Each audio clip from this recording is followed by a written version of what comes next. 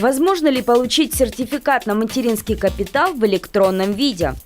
Для оформления электронного сертификата на материнский капитал нужно подать заявление через личный кабинет на сайте Пенсионного фонда Российской Федерации или на портале госуслуг. При заполнении заявления следует проставить соответствующие отметки в заявлении.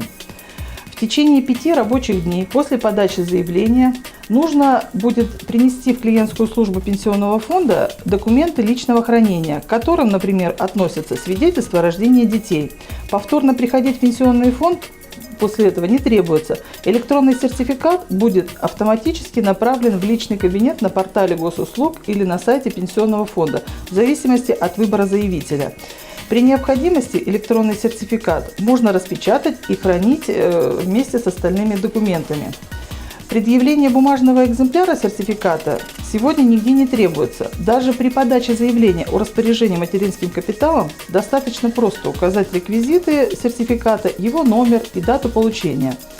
Напоминаем, средства материнского капитала можно направить на улучшение жилищных условий, образование детей, социальную адаптацию и интеграцию в общество детей и инвалидов, накопительную пенсию мамы. Также семьи, в которых после 1 января 2018 года был рожден, усыновлен второй ребенок, могут обратиться за установлением ежемесячной выплаты. Доход семьи при этом не должен превышать полутократный размер регионального прожиточного минимума на одного члена семьи.